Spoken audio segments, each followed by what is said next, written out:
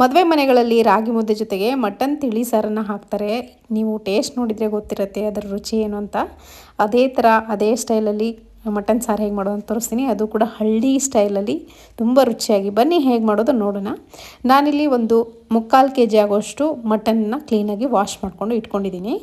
ಇವಾಗ ಒಂದು ಮಸಾಲೆನ ರೆಡಿ ಮಾಡ್ಕೊಳ್ಳೋಣ. ನಾನಿಲ್ಲಿ ಒಂದು ಮಿಕ್ಸರ್ ಜಾರ್ಗೆ ಒಂದು ದೊಡ್ಡ ಗಾತ್ರದ ಈರುಳ್ಳಿ, ಹಾಗೆ ಒಂದು 2 ಗೆಡ್ಡೆ ಬೆಳ್ಳುಳ್ಳಿ, 1 ಇಂಚಿನಷ್ಟು ಶುಂಠಿಯನ್ನು ಹಾಕ್ಕೊಂಡಿದ್ದೀನಿ, 1 ಹಸಿಮೆಣಸಿನ್ಕಾಯನ್ನು ಹಾಕ್ಕೊಂಡಿದ್ದೀನಿ. ಹಾಗೆ ಇಲ್ಲಿ ಮಸಾಲೆಗೆ 1 ಇಂಚಿನಷ್ಟು ಚಕ್ಕೆ, ಒಂದು 2ರಿಂದ 3 ಲವಂಗ, ಸ್ವಲ್ಪ ಕಸೂರಿ ಮೇಥಿ, ಹಾಗೆಯೇ ಧನಿಯಾ ಕಾಳು 1 ಸ್ಪೂನ್ ಆಗೋಷ್ಟು ಹಾಕ್ಕೊಂಡಿದ್ದೀನಿ.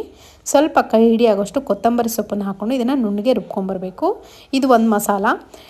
ಇದನ್ನು ಬಾಡಿಸ್ಕೊಳ್ಳೋಕ್ಕೆ ಅಂದರೆ ಈ ಮಟನನ್ನು ಬಾಡಿಸ್ಕೊಳ್ಳೋಕ್ಕೆ ಆ ಮಸಾಲಾನ ಬಳಸ್ತೀನಿ ನಾನಿಲ್ಲಿ.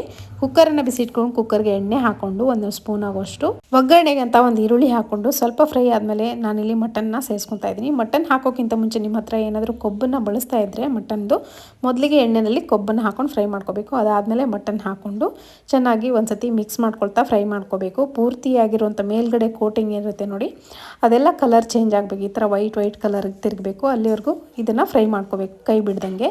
ಒಂದು ಸತಿ ಚೆನ್ನಾಗಿ ಮಿಕ್ಸ್ ಆದಮೇಲೆ ಫ್ರೈ ಆದಮೇಲೆ ನಾನಿಲ್ಲಿ ರುಬ್ಬಿರುವಂಥ ಮಸಾಲೆ ಏನಿರುತ್ತೆ ನೋಡಿ, ಇದನ್ನು ಹಾಕ್ಕೊಳ್ತಾ ಇದ್ದೀನಿ. ಈ ಮಸಾಲೆ ಹಾಕ್ಕೊಂಡು ಈ ಮಟನನ್ನು ಹುರ್ಕೋಬೇಕಾಗತ್ತೆ. ಒಂದು 5ರಿಂದ 8 ನಿಮಿಷ ಚೆನ್ನಾಗಿ ಹುರಿಬೇಕು.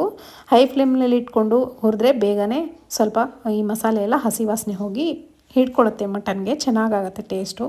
ಈ ಥರ ಮಾಡೋದ್ರಿಂದ ಮಟನ್ಗೆ ಉಪ್ಪು ಖಾರ ಚೆನ್ನಾಗಿ ಹಿಡಿಯುತ್ತೆ. ಇವಾಗ ನೋಡಿ, ಮೊದಲಿಗೆ ಹಾಗೆ ಮಿಕ್ಸ್ ಮಾಡಿಕೊಂಡೆ. ಚೆನ್ನಾಗಿ ಮಸಾಲೆ ಎಲ್ಲ ಬೆಂದಮೇಲೆ ಅರಿಶಿನ ಸೇರಿಸ್ಕೊತಾ ಇದ್ದೀನಿ, ಹಾಗೆ ಉಪ್ಪನ್ನು ಜಾಸ್ತಿ ಹಾಕೋಬೇಡಿ.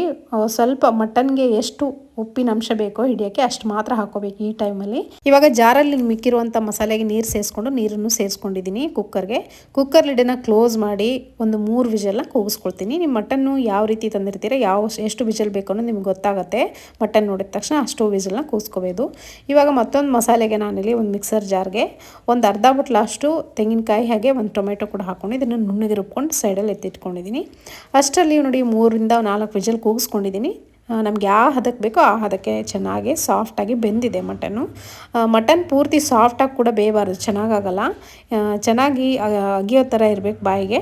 ಇವಾಗ ಒಂದು ಕಡಾಯಿಗೆ 1 ಸ್ಪೂನ್ ಆಗೋಷ್ಟು ಎಣ್ಣೆ ಹಾಕ್ಕೊಂಡಿದ್ದೀನಿ. ಎಣ್ಣೆ ನೋಡ್ಬೋದು ಎಷ್ಟು ಕಡಿಮೆ ಹಾಕ್ಕೊಂಡಿದ್ದೀನಿ ಅಂತ. ಇದಕ್ಕೆ ಒಂದು ಈರುಳ್ಳಿ ಒಗ್ಗರಣೆಗೆ ಅಂತ ಹಾಕ್ಕೊಂಡಿದ್ದೀನಿ ಅಷ್ಟೇ. ಇವಾಗ ಬೆಂದಂಥ ಮಟನ್ನ ನೀರು ಇಲ್ಲದೇ ಹಾಗೇ ಸೇರಿಸ್ಕೋಬೇಕು. ಮಟನ್ ಮಾತ್ರ ಸೇರಿಸ್ಕೋಬೇಕು. ನೀರನ್ನು ಸೈಡಲ್ಲಿ ಎತ್ತಿಟ್ಕೋಬೇಕು, ಮಟನ್ ಬೆಂದಂಥ ನೀರನ್ನು.